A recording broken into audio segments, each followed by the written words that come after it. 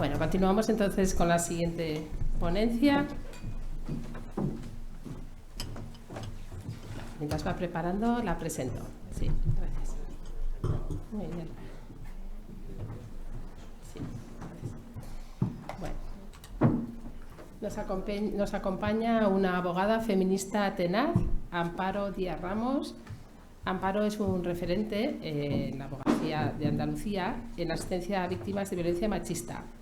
Es coordinadora del turno de violencia de género en el Colegio de la Abogacía del Colegio de la Abogacía de Sevilla, como ella sugiere denominarlo.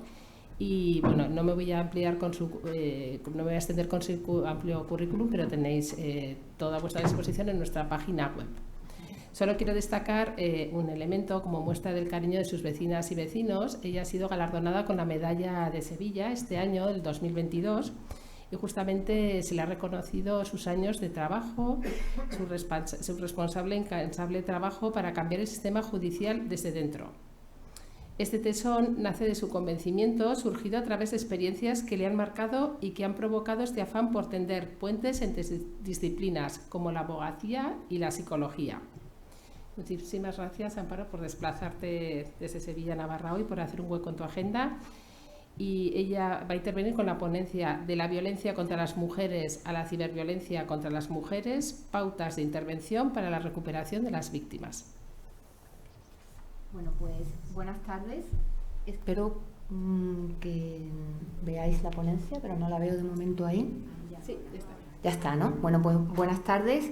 Muchísimas gracias por invitarme a participar en esta experiencia y compartir con vosotras y con vosotros pues precisamente mi experiencia luchando en la defensa de los derechos de las víctimas de violencia de género.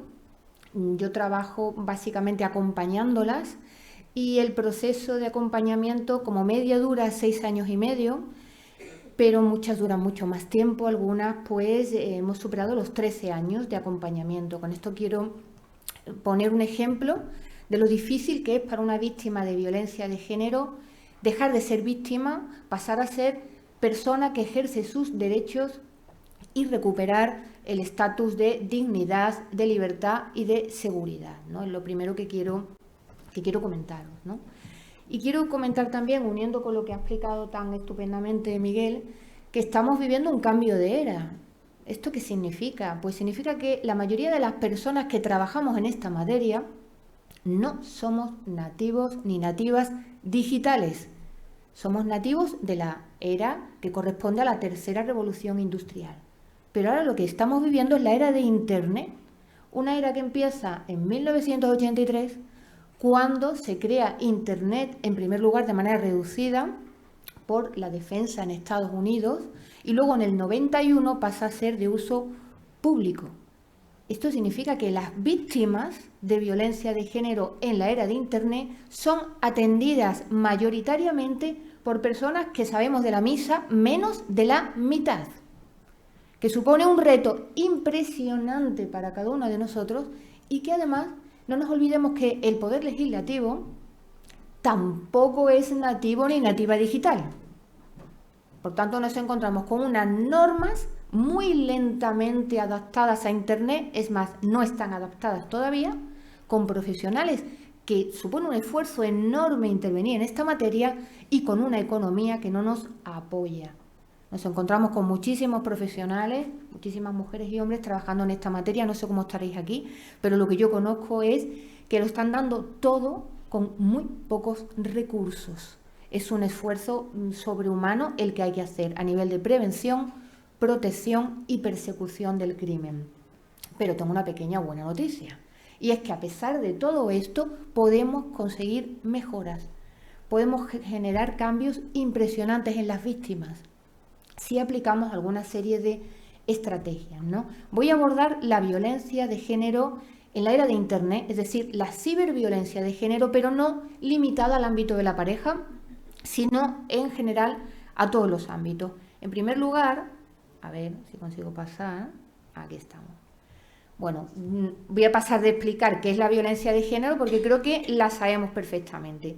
Pero sí voy a referirme a nuestro marco normativo de referencia. ¿Por qué? Porque quiero que veáis los tiempos En el año 1979, la Organización de las Naciones Unidas aprobó la Convención sobre la Eliminación de todas las formas de discriminación contra la mujer, que España lo ratificó en el 83. Bueno, crea un marco de obligatorio cumplimiento para todos los Estados partes. Nos dicen que tenemos que conseguir una igualdad entre hombres y mujeres que tiene que ser real, y para ello tenemos que garantizar el empoderamiento de las mujeres y las niñas. Fijaos, nos habla de discriminación en todos los ámbitos, cualquier forma de discriminación, no solo la pareja, fuera de la pareja. Si ponemos el foco solo en la violencia en la pareja, vamos a pensar que es el problema de unas cuantas mujeres por el comportamiento de unos cuantos hombres. No. La violencia de género, la ciberviolencia de género, la sufrimos todas las mujeres. No hay una sola mujer que no sufra alguna de las manifestaciones. Es el problema más grave que existe en los estados, en los países, en la civilización. Y sin embargo, le estamos aplicando un presupuesto ínfimo. Nos dice que los estados miembros tienen que incorporar la perspectiva de género. Fijaos, estamos hablando del año 1979 y nos dicen, hay que incorporar la perspectiva de género. Bueno, pues estamos en el 2022 luchando por aplicar la perspectiva de género. Además, como si fuera algo nuevo que nos acabamos de inventar las feministas hace media hora. Desde el 79 ya nos habían dicho, hay que aplicar la perspectiva de género. Es decir, tenemos que ser conscientes de que hay una estructura de desigualdad, hay unos estereotipos que son creaciones culturales que nos está afectando a todo. Y que la situación de las mujeres es diferente a la de los hombres en cualquier intervención privada o pública. En el año 2001, cuando ya tenemos en el 91, tenemos ya el Internet público, estamos empezando ya con los correos electrónicos. Pues en el 2001 surge una directiva marco en la Comunidad Europea, hablando del Estatuto de la Víctima. Es muy relevante porque pone el foco en las víctimas de delitos y nos dice que la víctima tiene que estar en el centro, que hay que darle una respuesta personalizada, pero ni menciona Internet. La Comunidad Europea piensa que Internet es secundario, no tiene relevancia de ningún tipo. Al legislativo se le escapa eso. Cuando llega el Convenio de Estambul en el 2011, que es ratificado en España en el 2014, firma en ese momento nuestro presidente Rajoy, unanimidad de acuerdo en todos los partidos políticos en ese momento, en que la violencia de género es un problema gravísimo y hay que darle prioridad, tampoco menciona a Internet. En ese momento seguimos hablando de la violencia psicológica, la violencia económica, la violencia física, la violencia sexual, pero seguimos sin darnos cuenta de lo que nos viene encima con Internet. Este convenio es muy relevante, es un instrumento jurídico muy útil, por supuesto habla de la violencia de género en todos los ámbitos, no en el ámbito de la pareja, y da mandatos concretos. Define además la violencia de género y lo que es el género. Nos explica muy claramente la construcción social que es el género. Establece como elemento clave las políticas integradas para conseguir una consecución de la igualdad. Correlaciona violencia de género y desigualdad. En mi opinión, el Convenio de Estambul, en concreto respecto de España, nos plantea 3 retos. En primer lugar, abordar una legislación y una administración, crear unas normas legales y también unas normas administrativas que no estén centradas solo en la violencia contra la pareja. Solo en la violencia en la pareja, sino que aborde todos los ámbitos de la violencia. Fijaos que nosotros teníamos en el 2004, tenemos la Ley Orgánica de Atención, de Prevención Integral contra la Violencia de Género en la pareja. Bueno, nos está diciendo el Convenio de Estambul que tenemos que ir a todos los ámbitos, que tenemos que garantizar, incorporar la perspectiva de género en la aplicación de todas las normas. Y ojo, introduce otro elemento muy importante.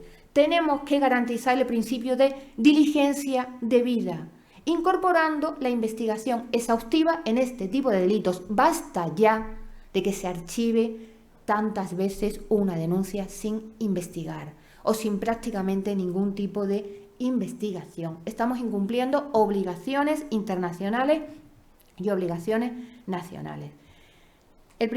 Por eso destacaba aquí, por ejemplo, dentro de la diligencia debida, la obligación de hacer una investigación exhaustiva y entronco con lo que ha comentado Miguel de lo que saben ya, lo que las víctimas conocen, lo que las personas usuarias de Internet conocen. Tienen un relato diferente, porque tienen una realidad diferente, la realidad digital. Tenemos que incorporar su relato y su relato nos va a dar pie a la investigación. Si no incorporamos bien su relato, no vamos a poder hacer una investigación completa jamás. Bueno, pues España ha sido sancionada, ¿no?, por falta de diligencia por la Convención de la ONU, por considerar que no hubo una respuesta diligente en uno de los casos, en el caso en el que terminó muerta, se asesinó a una menor cuando la madre estaba anunciando que corría peligro de muerte. También tenemos una sentencia del 2018 del Tribunal Supremo que recuerda que tenemos que aplicar la perspectiva de género como parte de la diligencia debida, pero que tenemos que incorporarlo al aplicar las leyes en los tribunales y también al trabajar desde la administración. Traigo aquí una noticia, por ejemplo, condenando al Ministerio de Interior por no proteger a una mujer asesinada en un crimen machista. Se hizo una valoración de peligrosidad que era errónea y por tanto se condenó al Ministerio de Interior. Yo creo que en todos los colectivos tenemos ejemplos de intervenciones absolutamente diligentes y absolutamente positivas y también intervenciones absolutamente erróneas. Y tenemos que aprender de lo erróneo. Por ejemplo, yo con mi colectivo, con la abogacía, soy muy crítica porque nos encontramos muchas veces con el propio turno de violencia de género en la pareja, donde nos encontramos a veces con intervenciones que decimos, esta intervención no solamente no ha sido eficaz, sino que ha sido una intervención machista. Y por tanto me parece que es muy importante, como parte de la diligencia debida, que analicemos nuestro propio comportamiento y que analicemos el servicio que estamos dando. El Tribunal Constitucional, en una sentencia del 2020, también incidió en la importancia de la diligencia debida en la fase de investigación y nos decía que hay que hacer una investigación más allá de la simple declaración de las partes. No podemos hacer un archivo después de simplemente la declaración de las partes o la declaración de las partes y el informe de la unidad de valoración integral sin hacer más investigaciones. Y en esta materia, en la materia de ciberdelincuencia de género o ciberviolencia de género, tenemos muchas posibilidades de practicar líneas de investigación y tenemos además la prueba electrónica. En el 2004 salió nuestra Ley de Medidas de Protección Integral contra la Violencia de Género, pero por desgracia nos centramos en la violencia en la pareja. Digo por desgracia y probablemente no estoy siendo justa. La intención de la ley era una intención transformadora. Quería cambiar nuestra sociedad, promover de manera efectiva la igualdad y erradicar la violencia de género en la pareja. Eso no quería decir que el Poder Legislativo no tuviera interés en las otras modalidades de violencia de género. Lo que se preveía es que se iban a dictar luego otras normas también que abordarían los otros ámbitos de la violencia de género. El problema es que luego no salieron esas otras normas. Nos quedamos en esta y nuestra intervención suele estar centrada en esta. Se dictó también la Ley para la Igualdad Efectiva de Mujeres y Hombres. En ninguna de esas normativas se hablaba de Internet, que empezó en el año 83, es decir, ya llevábamos unos cuantos años de retraso. 20 años después no hacíamos mención a Internet. En la Ley Orgánica 8 del 2021 de Protección Integral a la Infancia y a la Adolescencia frente a la violencia, pues bueno, es una legislación muy importante en esta materia, pero tampoco nos encontramos con que haya un abordaje de lo que es la violencia digital. Quiero destacar también el Real Decreto Ley 6 del 2022 de 29 de marzo que adopta medidas urgentes respecto de las mujeres víctimas de trata con el fin de explotación sexual o de mujeres víctimas de explotación sexual sin trata. Es muy relevante porque modifica lo que es la identificación y la acreditación, dando las posibilidades a las entidades no gubernamentales y a las corporaciones religiosas que trabajan en esta materia de participar. Y no nos olvidemos que la violencia de género no solamente es la pareja, sino también la trata, la explotación sexual, y actualmente están siendo captadas mujeres a través de Internet para ser explotadas sexualmente. Tenemos en julio del 2022 la Ley Integral para la Igualdad de Trato y la No Discriminación, y aquí ya empezamos a hablar un poquito de Internet. Aquí nos habla de que todos los medios de comunicación social respetarán el derecho a la igualdad de trato. Se nos habla de que tiene que haber un compromiso para la igualdad en los medios de comunicación social y publicidad, Internet y redes sociales. Se está empezando a hablar en el año 2022, nuestra normativa está empezando a hablar, nuestra normativa de igualdad y de violencia de género está empezando a hablar de esta materia. Me parece que llevamos unos cuantos años de retraso. En concreto, llevamos 40 años de retraso. Desde que empieza el fenómeno hasta que en esta materia estamos incorporando el abordaje. Bueno, en esta ley nos habla de que incluso en la inteligencia artificial tenemos que tener en cuenta criterios que minimicen los sesgos, porque hasta en la investigación de la inteligencia artificial resulta que se están aplicando prejuicios machistas.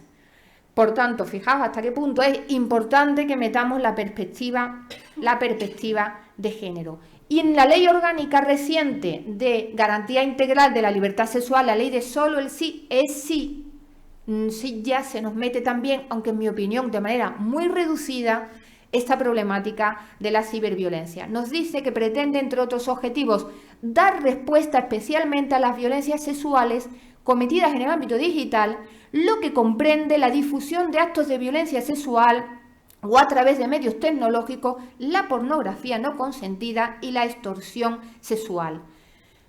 También veremos más adelante que modifica el artículo 197 en el apartado de desvelamiento de secretos a la hora de hablar de la redifusión, para que no haya dudas de que hay que castigar y perseguir la redifusión de imágenes íntimas cuya difusión no es consentida. En la disposición, en una de las disposiciones modifica la ley de enjuiciamiento criminal. En esta materia nos dice, en la instrucción de delitos cometidos a través de Internet, del teléfono o de cualquier otra tecnología de la información o de la comunicación, el juzgado podrá acordar como primeras diligencias de oficio o a instancia de parte las medidas cautelares consistentes en la retirada provisional de contenidos ilícitos, en la interrupción provisional de los servicios que ofrezcan dichos contenidos o en el bloqueo provisional de unos y otros cuando radiquen en el extranjero. Se puede hacer, pero tenemos que pedirlo. Hay que pedirlo. De hecho, esto incluso antes de que saliera esta ley, con la modificación anterior del 2015, yo interpreto que ya se podía hacer. Se podía pedir al juzgado que llevara a cabo estas medidas, pero es necesario explicitarlo porque la mayoría de los jueces y juezas, igual que la mayoría de los abogados y abogadas, fiscales, hombres y mujeres, no sabemos qué se puede hacer. Necesitamos que nos lo pongan por escrito, claramente, en concreto, qué es lo que hay que pedir, porque si no, no lo vamos a pedir, por desgracia. Bueno, en esta ley se modifica, como decía, el 197, incorporando un apartado nuevo que dice: el que sin consentimiento de su titular utilice la imagen de una persona para realizar anuncios o abrir perfiles falsos en redes sociales, páginas de contacto o cualquier medio de difusión pública ocasionándole la misma situación de acoso, hostigamiento o humillación, será castigado con la pena de prisión de 3 meses a 1 año. No es el que he referido antes, es otra de las modificaciones que hace. Aquí estamos hablando de la usurpación, pero nos dice que además de condenar por el delito de usurpación que corresponda, habrá que condenar como autor de un tipo de acoso. Y en otro apartado anterior ha hecho la modificación que refería antes de la redifusión de imágenes. Tenéis la ley foral vuestra del 2015 y en esa ley, cuando se habla de violencia respecto a las mujeres, se utilizan las definiciones tanto de la ONU como del Convenio de Estambul, y en cuanto a las modalidades se habla de violencia física, psicológica, económica y sexual. No aparece, no se menciona Internet, como sucede en la mayoría de las normas forales y no forales. Es que, por desgracia, es lo que sucede, porque comentaba anteriormente, el poder legislativo está formado por hombres y mujeres que no son nativos digitales y que no están al tanto y no le están dando la prioridad suficiente a este tema. Bien, pero sí que tenéis en vuestra ley de igualdad, voy a bajar un poquito más abajo, sí que habláis de las tecnologías de la información y de la sociedad digital, diciendo que es importante aplicar criterios de igualdad y fomentar la participación de las mujeres en la construcción de la sociedad digital. Y también hay que posibilitar el uso de estas tecnologías aplicando la perspectiva de género en distintos espacios cotidianos, teniendo en cuenta especialmente el ámbito rural. Es decir, estáis introduciendo, por ejemplo, a nivel de autonomía, la andaluza sí mete el tema de las tecnologías, porque nosotros hicimos en el 2015 el protocolo, y cuando creo que en el 2018 se modificó, o en el 2019 se modificó nuestra ley andaluza, se metió este tema. La de La Rioja, que ha salido hace poco, lo ha metido también, ¿vale? Este es el camino al que hay que ir. La elaboración de protocolos en esta materia, porque además en esta materia necesitamos que se explicite todo muchísimo, porque si no, lo que sufrimos es un bloqueo muy importante. Bueno, como decía, que vosotros aplicáis, tenéis una ley de igualdad muy completa en ese sentido, y incorporando el tema TIC, y habláis de eliminar la brecha digital, tanto en el uso de las tecnologías como en la creación de contenidos. Y habláis de garantizar que los mensajes y contenidos que se transmiten a través de estas tecnologías ofrezcan una imagen plural y no estereotipada de mujeres y hombres. Esto es muy importante, porque, en mi opinión, no estamos... la ciberviolencia de género no es lo mismo que antes, pero a través de Internet, sino que es una evolución. Hemos cambiado de dimensión. Estamos haciendo algo con muchísimas diferencias, entre ellas la propia imagen de la mujer. Estamos difundiendo una imagen de la mujer como cosificación, como objeto de consumo masculino, como nunca antes se había difundido. Bueno, como conclusiones de nuestra normativa, yo para mí diría, en primer lugar, que existe una enorme distancia entre la realidad y la normativa, y una enorme distancia entre el contexto en el que surge la normativa que inspira nuestro desarrollo, que es normativa internacional, es un contexto predigital, y el contexto en el que tenemos que luchar contra este fenómeno, que es un contexto digital, es el contexto de la era de Internet.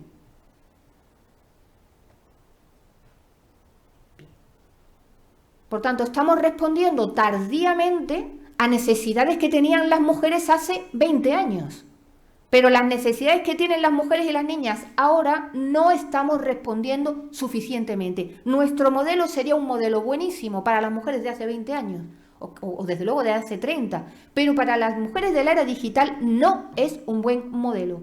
Necesitamos cambiarlo y ponernos en clave de cambio. Porque ¿cuál es nuestro contexto? Este contexto. La interconexión absoluta con todo el mundo. Hay un uso impactante de las TIC. Yo he visto niños pequeños viendo ir en el coche, ver unas vacas y hacer así en el cristal, intentando ampliar la imagen de la vaca.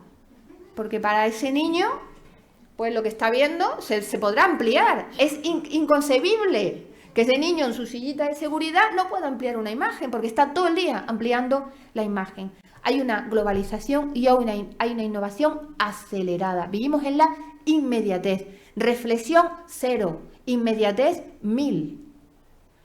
Resultado caos. Así vamos. Ha cambiado nuestra forma de relacionarnos a nivel personal, a nivel de asociaciones, a nivel laboral, a nivel de sexualidad también, ¿no? Exponemos nuestra intimidad como nunca antes. Estamos dando muchísima información sobre dónde vamos, lo que hacemos, con quién estamos, cómo nos sentimos.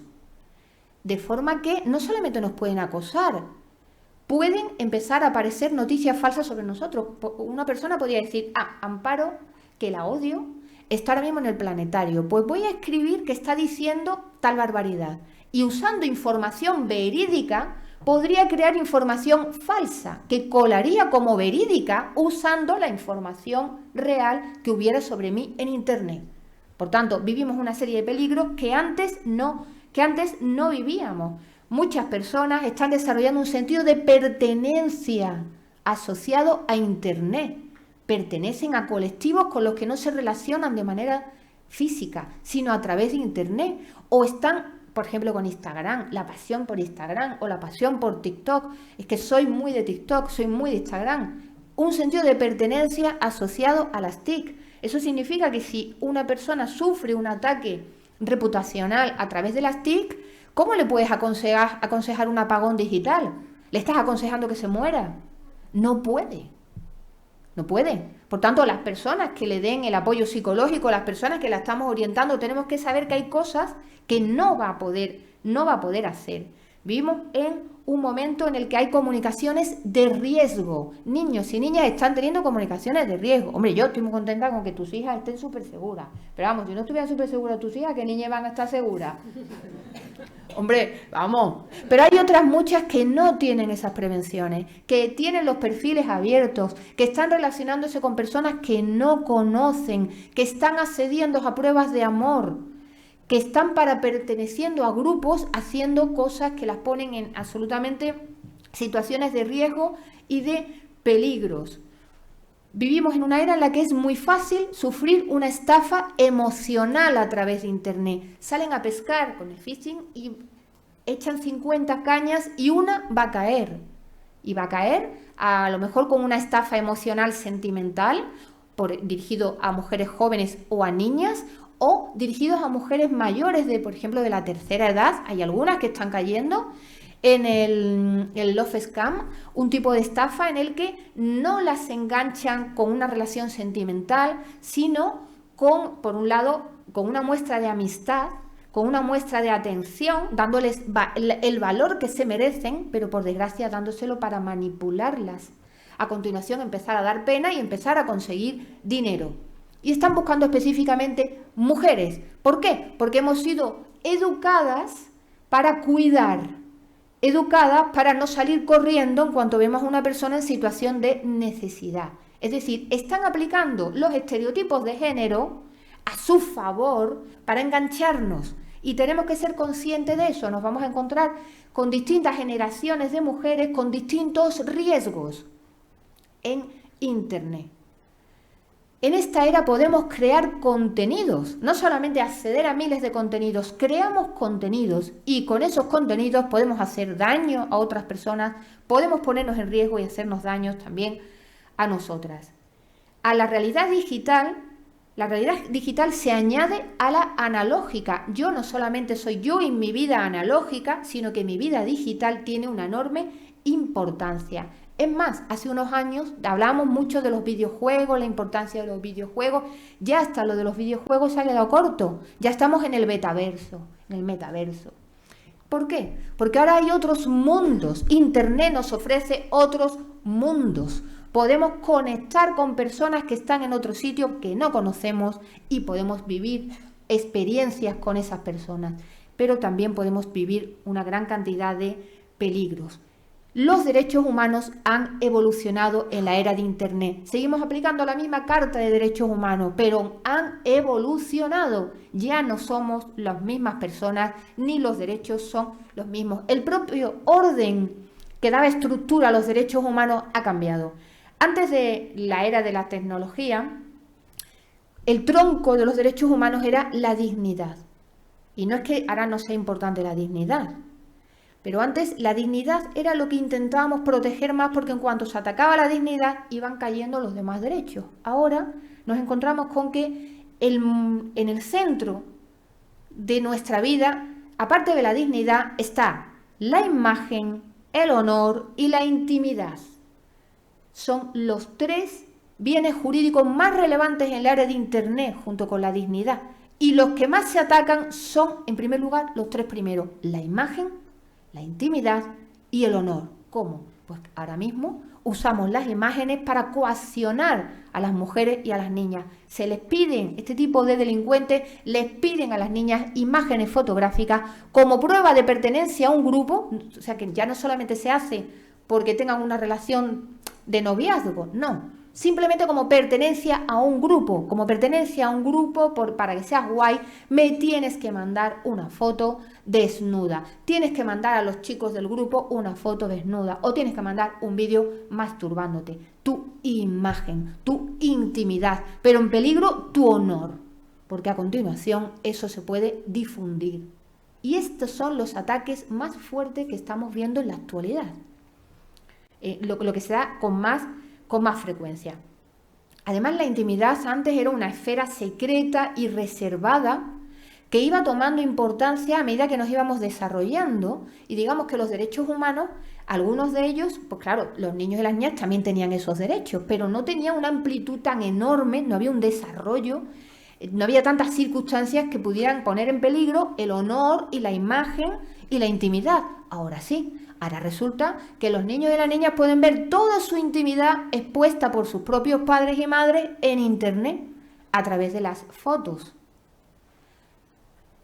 En fin, hay muchas cosas y de repente nos decimos, ¿tenemos derecho o no tenemos derecho? Lo que comentaba Miguel, ¿tengo derecho? ¿Hasta qué edad tengo derecho a tener una aplicación de control parental? Bueno, pues ya tenemos jurisprudencia sobre si podemos meternos en el correo electrónico de adolescentes o no. Porque tienen derecho a la intimidad, tienen derecho. Y ya se ha pronunciado el Tribunal Supremo diciendo que cuando te metes con una finalidad de protección, no con una finalidad de restringir los derechos de tu hijo o tu hija, sino de proteger, es una intromisión legítima y por tanto es una prueba legítima. Se ha pronunciado en un caso en el que se utilizó y se descubrió una situación de abuso sexual. En la era de las TIC, la imagen no es tanto la imagen física o lo que la gente en el mundo físico conozca de mí, como la imagen en el mundo digital. Se ha creado una marca digital. Bueno, incluso podemos hablar de que tenemos voy a pasarme una serie de diapositivas, podemos hablar de una supraidentidad, que es la identidad, por un lado está la identidad digital, que es mi yo a nivel digital, lo que yo subo a Internet, lo que otras personas suben sobre mí y los comentarios que hay sobre mí, el prestigio que tiene una persona en Internet, la influencia que tiene en Internet, es una identidad digital. Y la supraidentidad es la mezcla de tu identidad analógica y de tu identidad digital. Esto significa que no solamente se puede atacar tu identidad analógica, se puede atacar tu identidad digital y además es muy fácil. Cualquier persona desconocida puede ponerse a atacar tu identidad digital y puede generar una crisis de reputación. Y tenemos que tener capacidad de respuesta ante un fenómeno de ese tipo. Estamos en una era en la que, aquí tenemos la identidad digital, tenemos una historia digital, una huella digital y tenemos que podemos desarrollar varias identidades digitales. A veces incluso es bueno para tener diferencias entre tu perfil profesional, tu perfil personal. Y no sé si habéis visto la serie Esencia 8, ¿la ha visto alguien? Alguna persona la ha visto, ¿no? Bueno, pues es la hiperconectividad. Es una serie que se crea justamente en la era de Internet porque es muy fácil que nos imaginemos el lema de yo soy nosotros, personas hiperconectadas, ¿no? Pues bueno, esta es un poco la era de Internet. La huella digital o sombra digital, como se ha comentado antes, es el conjunto único de actividades que va desarrollando una persona a través de Internet y que puede hacer que le sigamos su rastro y que es importante saber que se puede investigar. A ver, no me quiero súper enrollar. Por tanto, para mí la ciberviolencia contra las mujeres, para empezar quiero decir que a mí en realidad me gusta más que ciberviolencia, me gusta la expresión ciberdelincuencia. ¿Por qué? Porque cuando hablamos de ciberviolencia siempre nos imaginamos un acto de violencia física o psicológica, pero es que en este tipo de delitos muchas veces lo que hay es el engaño. No hay ni violencia física ni violencia psicológica, aunque el resultado sea un daño psicológico, económico, pero lo que es la acción, a veces no hay ni violencia física ni psicológica, sino un engaño, que obviamente termina con un impacto fuerte sobre ti. Por eso me gusta más eso. Entonces, para mí no es solamente el conjunto de acciones que se hace contra las mujeres en base a la cultura machista, usando la tecnología de la información y de la comunicación, sino yo quiero resaltar que hay una cantidad de estereotipos brutales que está promoviendo Internet, que son en parte previos a la era de Internet, pero en otra parte ya no son de la era de Internet, no son de la era previa a Internet. Llegan a un punto de extrema cosificación de la mujer y es de tal intensidad la difusión que no podemos compararlo con nada de lo que hemos vivido antes. Bueno, ejemplo de estereotipos. Ponemos soldados en Internet, imágenes. Bueno, un soldado, ahí está, con su arma, bien equipado. Ponemos mujer soldado o soldada. Esto es lo que nos sale, equipada con sus tetas. Esto es lo que nos sale. Y hay imágenes de este tipo. Bueno, pues son estereotipos que estamos constantemente viendo cómo se difunden. Hay blogs de sumisión en Internet. Blogs que promueven que las mujeres se sometan gustosamente a la supremacía masculina. Hay recetas para controlar, para abusar, para castigar de las mujeres. Y además la ciberviolencia, o una de las modalidades, ya no es solamente la violencia hacia la mujer que comete el hombre concreto, el autor principal, sino que tiene un carácter grupal y multitudinario, porque rápidamente se pueden sumar otros hombres o porque tiene el apoyo de otros hombres. Incluso podemos hablar de miles de hombres, por ejemplo, los casos en los que una mujer ve cómo se difunde un vídeo sexual de ella y empieza a ver contenidos en Internet llamándole puta a ella, mientras que a él lo apoyan. Bueno, pues estamos hablando de que este tipo de violencia no existía en la época analógica. Una víctima de violencia de género en la época analógica podía tener en su contra al autor principal y a 5, 6, 7, 15, 20 que apoyaban al autor principal. Ahora estamos hablando de miles de personas. O sea, hemos cambiado de dimensión por completo. Y cuando no intervienen esas miles de personas, existe la amenaza de que puedan llegar a intervenir. Por eso yo hablo de que estamos hablando yo me refiero a que es una evolución, no una manifestación más, sino una evolución. Hemos cambiado de dimensión. Como veis, le estoy dando marcha. Para mí también es muy grave que en esta era las niñas y los niños están absolutamente involucrados. Las niñas como objetos de consumo masculino, hipersexualizadas, cosificadas, y en los niños en su proceso de socialización están incorporando conductas muy machistas, conductas de agresión sexual incluso hacia las niñas. Fijaos, esto lo ha vendido Amazon, un artículo de masturbación en el que se usa cuerpos de niñas. En la imagen más pequeña, yo creo que es una niña aproximadamente de unos 5 años. Bueno, estamos hablando de una cosificación extrema de la mujer, una cultura de la violación que se está difundiendo y tiene unos rasgos y unas características diferentes. Fijaos, en la era analógica era muy característico que a una mujer, su pareja o su expareja o un chico que le estuviera entrando, en un momento dado le llamara puta. Ahora ya no es que te llamen puta, es que te crean un perfil de prostituta. Y la mujer empieza a recibir directamente en su móvil llamadas de teléfono preguntando por cuánto se la chupan. O a su móvil diciendo, sé dónde vives, voy a tu casa, por cuánto me haces un completo. Fijaos el impacto que tiene. Es que no es comparable de que te insulten, que te ofende, a que te veas en peligro y estés recibiendo llamadas de personas desconocidas. Nos encontramos también con que el carácter grupal, la dimensión grupal, es algo nuevo de la era de Internet en todos los niveles, tanto en la violencia en la pareja como fuera de la pareja. Es una dimensión inmensa. Hay alianzas perversas, por ejemplo, un ejemplo de lo grupal en Internet, el es happy slapping. pues bueno, hacer bromas humillantes o incluso grabar una situación de acoso.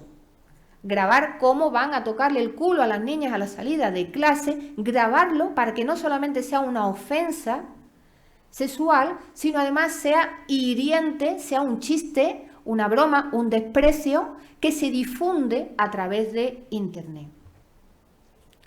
Nos encontramos con que es una violencia que se transmite, porque no solo la va a sufrir la víctima, sino que la va a sufrir el entorno de la víctima, porque al difundirse grupalmente, y por otro lado, es una violencia que también se está transmitiendo intergeneracionalmente, porque nos encontramos con que la violencia que sufre una víctima actualmente, como tiene tal difusión a través de Internet, su entorno, sus hijos y sus hijas se van a enterar muchas veces. La víctima no tiene un espacio de seguridad ni de recuperación, pero es que la familia de la víctima y las personas vinculadas a la víctima tampoco. Por tanto, nuestra forma de actuar, nuestra forma de valorar las indemnizaciones, nuestra forma de valorar cómo tenemos que proteger a la víctima, tiene que cambiar. Porque necesitamos abordar ese tipo de secuelas, ese tipo de daño. Tenemos mayores riesgos para las víctimas. Por ejemplo, el sexting, ahora mismo es que es tremendo la cantidad de peticiones de imágenes desnudas o de imágenes practicando sexo, que en principio, si es algo voluntario, no tiene trascendencia, pero claro, el tema está en que hay una situación de riesgo enorme y se está haciendo entre niños y niñas. Eso es verdaderamente muy problemático, porque además con mucha ligereza, cuando hay una ruptura, ¡pum!, se está usando, por ejemplo, para el porno vengativo. A continuación lo subo a una página web. O tengo esta imagen, entonces voy a exigirte que tengamos relaciones sexuales porque tengo esta imagen tuya, ¿no? Nos encontramos con que Internet está haciendo que muchas niñas incluso estén interiorizando como parte de su identidad el estar disponible para el consumo sexual masculino, porque es lo que Internet valora.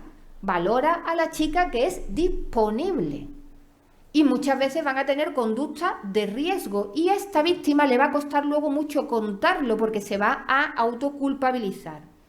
Se están interiorizando. La propia identidad está muy asociada.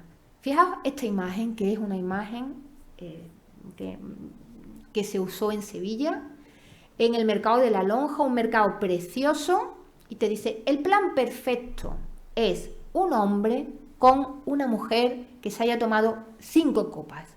¿Qué se está vendiendo aquí? Se está diciendo, ven aquí, que te vas a encontrar mujeres borrachas con las que va a ser más fácil tener relaciones sexuales. Bueno, afortunadamente, pues las asociaciones de consumidores se quejaron y lo tuvieron que quitar. Pero me parece un ejemplo muy grande. Internet embellece la desigualdad. ¿Conocéis el fenómeno del sugar daddy, no? Bueno, pues embellecido. Resulta que esto es el poder que tienen ahora. Es como que tenemos que estar agradecidas. Las chicas jóvenes pueden irse con hombres mayores que tengan dinero, ser sus acompañantes, aguantarle cualquier cosa, reírle las gracias, tener relaciones sexuales con ellos, y encima lo tenemos que ver como algo positivo para las mujeres. Internet nos vende que esto es poder, cuando no es poder, es discriminación, miseria y deterioro para esa mujer. Lo mismo está pasando con el OnlyFans, la creación de contenidos, que justamente los contenidos que crean las mujeres son porque son los que demandan los hombres, los que tienen el dinero, son contenidos de carácter sexual. Por tanto, nos encontramos con que Internet está potenciando la cosificación de las mujeres. Tenemos nuevos delitos. Yo hablo de las violagrabaciones. Me parece que es brutal lo que estamos viviendo. Menores o adultas que son violadas, a la vez se graba el peor momento de su vida. La grabación la tiene la persona que le ha hecho ese trauma y además puede difundirla y muchas veces la difunde. Incluso a veces se suben a páginas de porno. El impacto sobre la víctima es mucho más fuerte que la violación en la era analógica. sin quitarle importancia a la otra violación, por supuesto. Todo mi respeto a todas las víctimas. Pero estamos hablando de un impacto mucho más grande, de un impacto que no responde correctamente a nuestra legislación, porque por un lado tiene el delito de violación y por otro lado tiene el 197. No, perdón. Esto tiene una dimensión enorme y genera un daño impresionante que nos va a afectar en todo.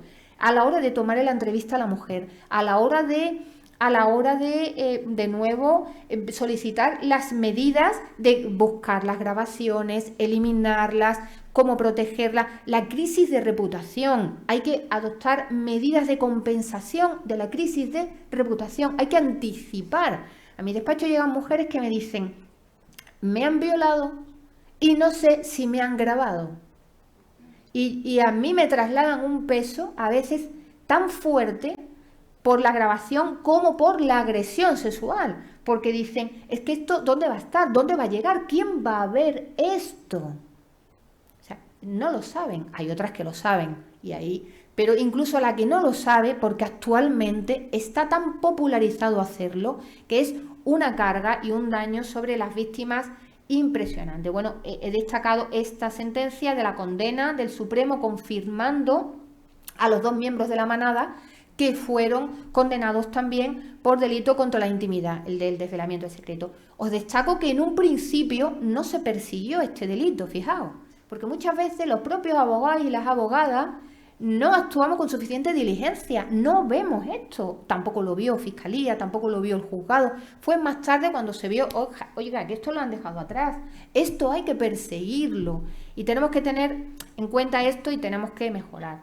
El fenómeno del loverboy, como comentaba antes, es la captación de mujeres con una estafa emocional y tenemos ya en España varias desarticulaciones de grupos, a veces no eran organizaciones, sino a lo mejor 1 o 2 personas que se estaban dedicando al loverboy para conseguir mujeres que luego eran explotadas sexualmente, las engañaban, creían que estaban iniciando una relación sentimental, les pedían que se trasladasen a la localidad que les decía este hombre para poder estar juntos y allí lo que hacían era ser explotadas, o les decían que iban a trabajar allí, pero no, allí lo que hacían era ser explotadas. Por tanto, nos encontramos con un fenómeno en el que hay muchas más personas involucradas. No solo tenemos que trabajar con una víctima, sino que tenemos que trabajar con muchísimas personas, por ejemplo, en un instituto, que se difunda un vídeo sobre una menor. Es que no solamente tenemos que trabajar con esta niña, tenemos que trabajar con todo un colectivo.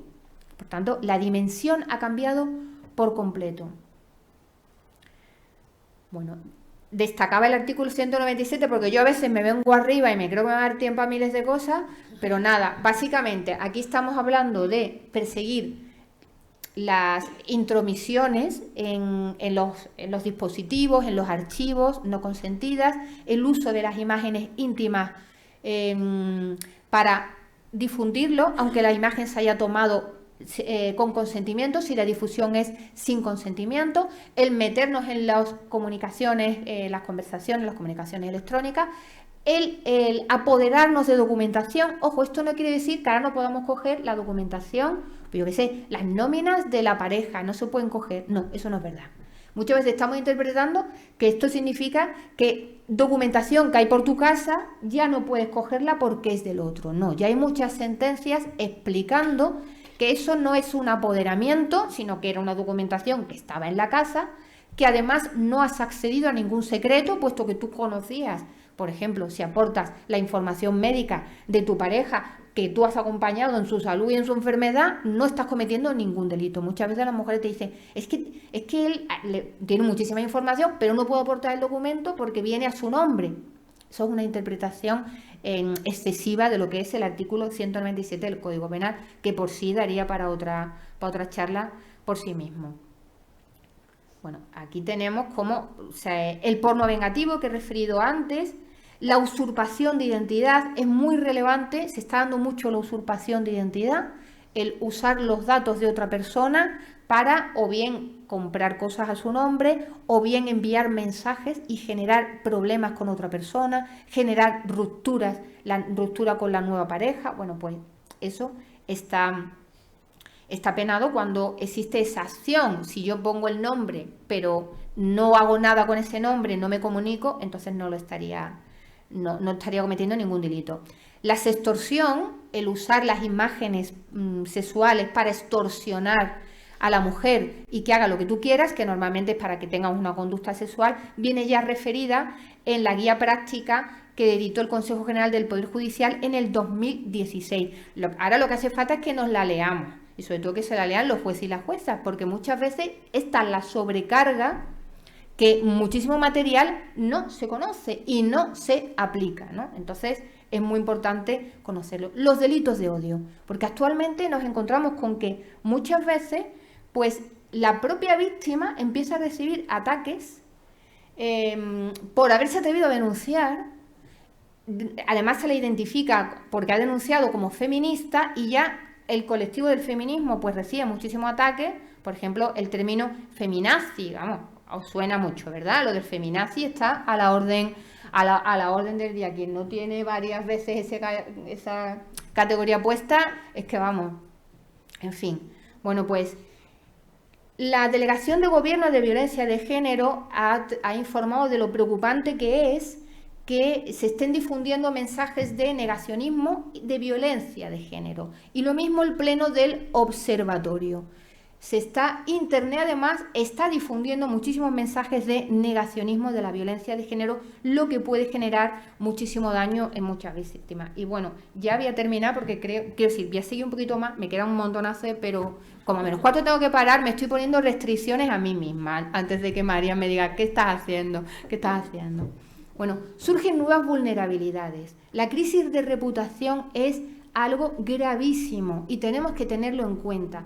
En la época, ya me está avisándome, perfecto. En la época preanalógica nos encontrábamos con que las mujeres tenían que romper la ley del silencio y eso era algo muy duro.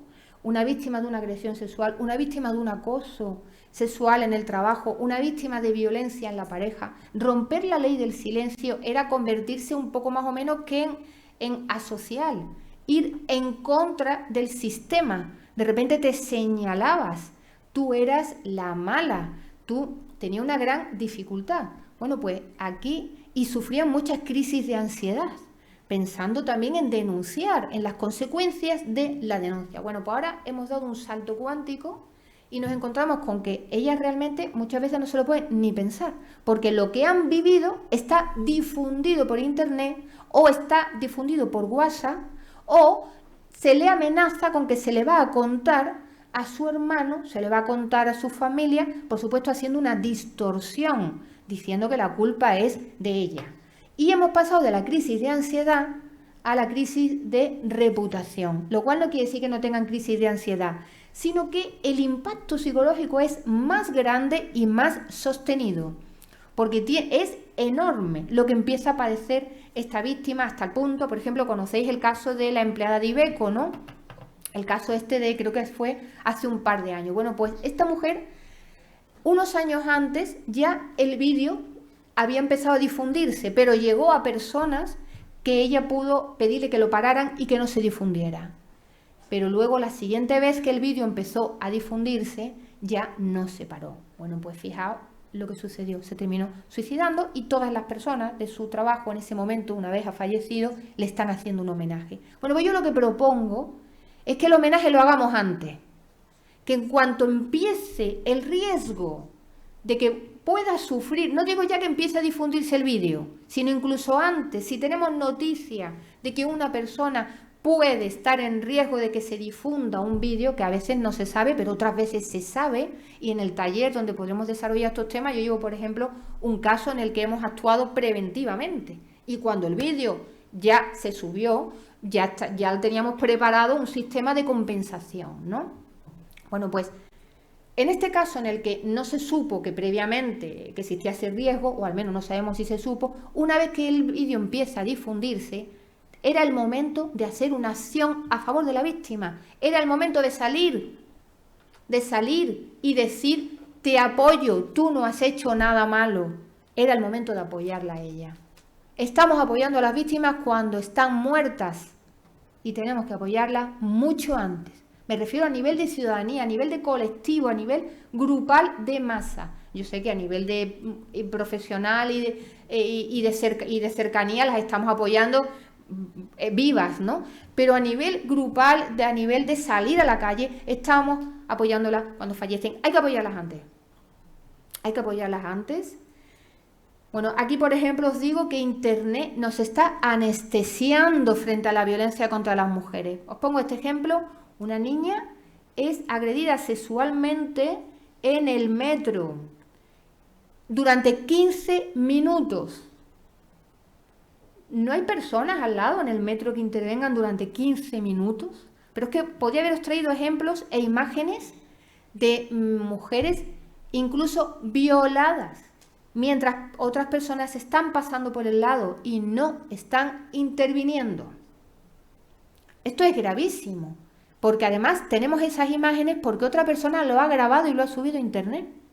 Está la persona que está sufriendo el delito, quien comete el delito, quien está pasando por el lado y quien está grabando. Tenemos imágenes de chicas en las fiestas universitarias que algunas tienen como objetivo emborracharlas para meterle la mano. Y tenemos imágenes de chicas borrachas en el suelo con un hombre, un joven, metiéndole mano encima. Y el grupo mirando. Lo hemos convertido en un producto que sube a internet, que se sube a internet. O sea, es una anestesia emocional frente a la que tenemos que luchar. Fijaos hasta qué punto, de la Guardia Civil podría poner miles de ejemplos positivos, pero este me parece muy ilustrativo, este es negativo, pero me parece muy ilustrativo de lo que estoy hablando, de cómo estamos naturalizando no intervenir y grabar. Este es un caso en el que un guardia civil en concreto graba una agresión sexual en lugar de pararla y no es expulsado de la Guardia Civil. Bueno, es algo realmente bastante llamativo. Parece que estamos tolerando grabar en vez de socorrer. Os recuerdo que existe la obligación de socorrer, incluso está penado. La actuación de las víctimas se convierte en noticia en las redes y en los medios tradicionales, pero es que a veces, por ejemplo aquí, liberan en Barcelona una mujer explotada sexualmente captada en redes sociales, pero es que a veces la propia víctima lo sube a internet. Esto está pasando, por ejemplo, con el fenómeno de los pinchazos y con el fenómeno de la sumisión química. Hay chicas que están subiendo a internet, me ha pasado esto, lo suben para avisar a otras chicas.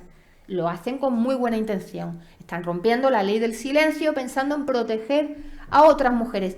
Están recibiendo ataques a través de internet. Por tanto, para mí, la ciberviolencia de género no es más de lo mismo, pero usando las TIC, sino que es una evolución. Hemos pasado a otra dimensión y realmente necesitamos un cambio en el diseño de los servicios y en nuestra forma de intervención. Y ya me parece que me tengo que parar. Exactamente, me he pasado un minuto, perdona. Bueno, muchísimas gracias. ¿Se oye? No. ¿Ahora? ¿Sí? Sí. Bueno, muchas gracias, Amparo. La verdad que mañana vamos a poder profundizar en esta teoría y es una suerte el tener taller mañana. Me ha encantado cómo has analizado además la ley Navarra. Te lo agradezco que hayas aterrizado en la ley foral. Y bueno, damos paso a un turno de preguntas. Bueno, mientras comienzan... allí.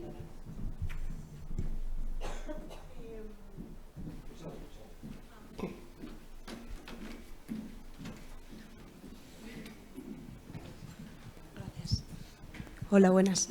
En el caso que has comentado de que alguien crea un perfil falso y luego le llaman a la chica para que, pues eso, ahí, ¿quién está creando la ciberviolencia? ¿La persona que ha creado el perfil? ¿Las personas que están contactando con la víctima? ¿Las dos? Y luego, no sé si lo has comentado, pero ¿es habitual que haya ciberviolencia a través de terceros, como lo hay en la violencia de género a través de los hijos? Gracias. Bueno, pues nada, muy interesante lo que planteas y sí, en una de las características de esta violencia, precisamente porque lo grupal está totalmente inmerso, forma parte de la naturaleza de esta violencia, es el encadenamiento de violencias. De forma que a la primera conducta de violencia se van sumando otras, que son las que van añadiendo las personas del grupo que se van sumando. Pero es que a veces esas personas son desconocidas. Por ejemplo, otro caso real. Escribe en un foro muy machista. Escribe: me acaba de dejar la puta de mi novia y encima me ha denunciado por violencia de género. Este es su teléfono.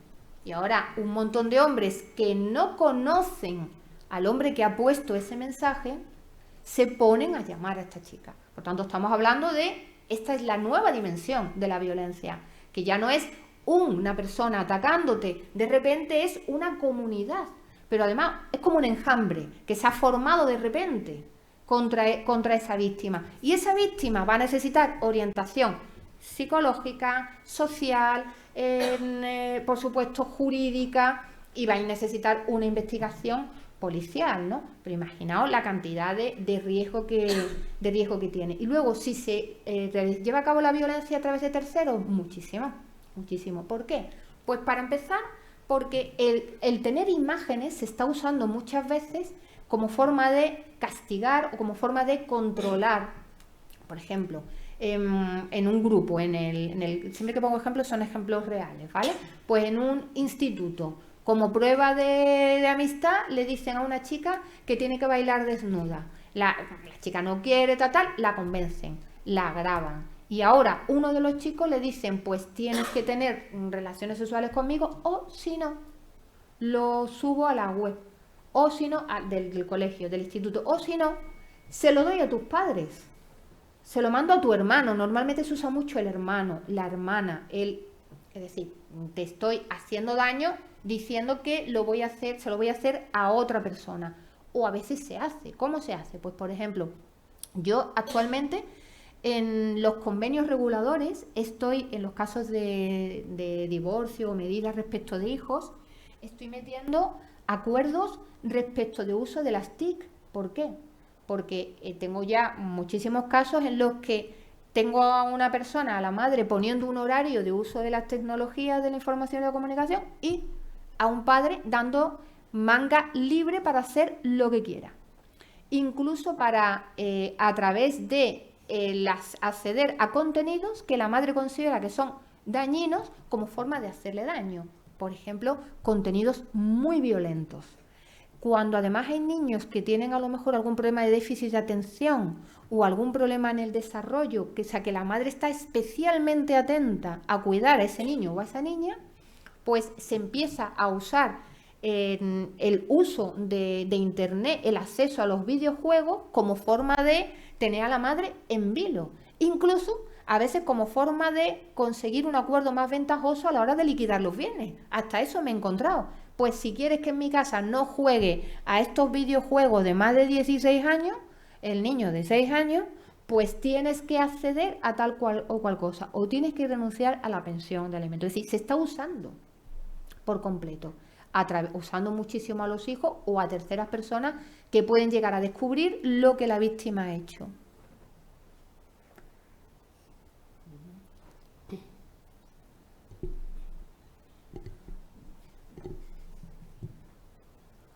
Veo que os habéis enterado de todo, ¿eh?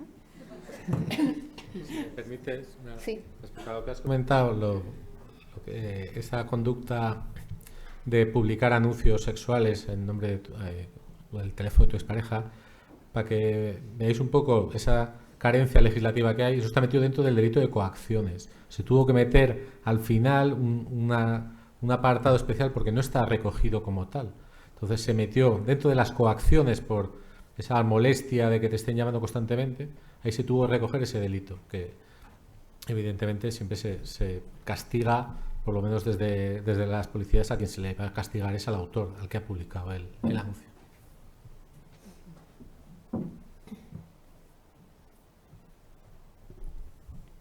Bueno, pues si no hay más preguntas, muchísimas gracias, Amparo. Ahora